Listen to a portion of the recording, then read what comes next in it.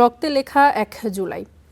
রাজপথ জুড়ে গুলির শব্দ, ধোঁয়া আর মৃত্যুকে উপেক্ষা করে এগিয়ে চলা লাখ লাখ মানুষের দুর্বার আন্দোলন, যার অন্যতম দুর্গ হয়ে উঠেছিল রাজধানীর যাত্রাবাড়ি। কারফিউ আর দমন পীড়নের মুখে যখন আন্দোলন স্তিমিত হওয়ার শঙ্কায়, তখন অপ্রতিরোধ্য মাদ্রাসা শিক্ষার্থীরা কেউ শহীদ হয়েছেন, কেউ আজও বয়ে বেড়াচ্ছেন বুলেটের ক্ষত। কিন্তু ২ বছর পরও কি শহীদদের আকাঙ্ক্ষা বাস্তবায়ন হয়েছে, জানাচ্ছেন সহকর্মী HM ইমরান।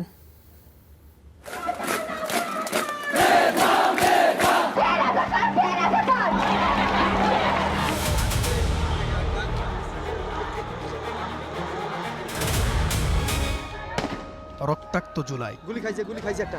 দেশের মানচিত্রে এক নতুন সূর্যোদয়ের ইতিহাস। সরকারের রোষানল থেকে মুক্ত হতে রাজপথে নামে ছাত্র জনতা। কোটা সংস্কার থেকে পর্যায়ক্রমে সরকার পতনের এক দফা দাবিতে রূপ নেয় আন্দোলন। জুলাই আন্দোলনের আলোচিত এলাকা ছিল রাজধানীর যাত্রাবাড়ি, যেখানে আইনশৃঙ্খলা বাহিনীর বন্দুকের গুলির সামনে বুক চিতিয়ে দাঁড়িয়ে যায় ছাত্র জনতা। জুলাই আন্দোলনের অন্যতম ঘাঁটি ছিল এই যাত্রাবাড়ি এলাকা। কারফিউর মধ্যে আন্দোলন যখন স্থবির হওয়ার শঙ্কাই ছিল, ঠিক সেই সময়ে সীসা ঢালা প্রাচীরের ন্যায় দুর্গ গড়ে তুলেছিলেন এখানকার ছাত্র জনতা, আর তার সম্মুখ সারথি ছিলেন অসংখ্য মাদ্রাসার শিক্ষার্থীরা, যাদের একজন দিন ইসলাম। ৫ আগস্ট হাসিনা পালিয়ে যাওয়ার পরও যাত্রাবাড়িতে পুলিশের গুলিতে মৃত্যুর কোলে ঢলে পড়েন এই মাদ্রাসার শিক্ষার্থী। এই কান্না ২২ বছর বয়সী মাদ্রাসার শিক্ষার্থী দিন ইসলামের বাবার। সেদিন যাত্রাবাড়ি থেকে তিনি বেঁচে ফিরলেও পুলিশের বুলেট কেড়ে নেয় আদরের সন্তানকে। সেই দুঃসহ স্মৃতি আজও ঘুমাতে দেয় না বাবাকে। থানার গেটের সামনের বরাবর কাটাটা গেছি রে আমি।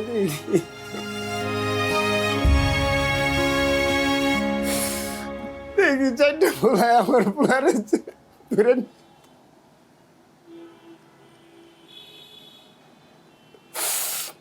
ওরা আলগে পারতেছে না, পড়াই রাখছে। রাখার সাথে সাথে আমি ওখানে উপস্থিত।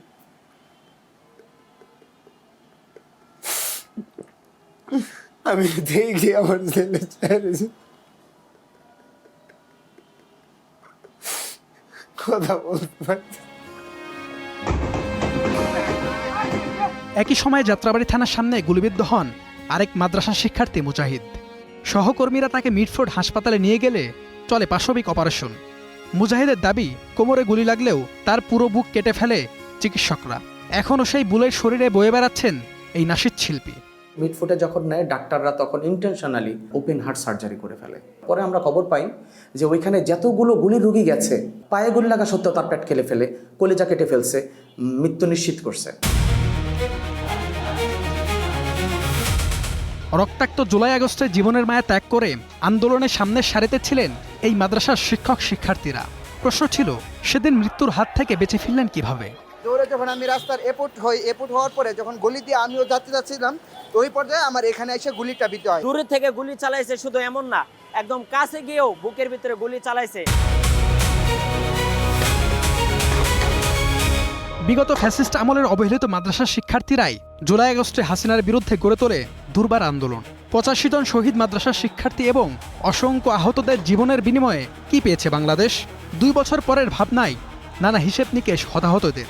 রাষ্ট্রীয়ভাবে যে অবহেলিতকরণের একটা প্রচেষ্টা কওমি মাদ্রাসা ছাত্রদেরকে আগেও ছিল, এখনো আছে। আমরা দেখতে পাচ্ছি সেই জায়গায় একটু দুর্বলতা রয়েছে। আমরা তরুণরা চেষ্টা করছি জুলাই গণঅভ্যুত্থানে যতজন শহীদ হয়েছে তাদের রক্তের দায়টা আমরা মিটাবো, এটা আমাদের প্রতিজ্ঞা আর কি। মাদ্রাসার শিক্ষার্থীরা সে সময় যদি আন্দোলনের হাল না ধরতো, তাহলে গণঅভ্যুত্থান শেষ পর্যন্ত পৌঁছাতো কিনা একটু প্রশ্ন থেকে যায়।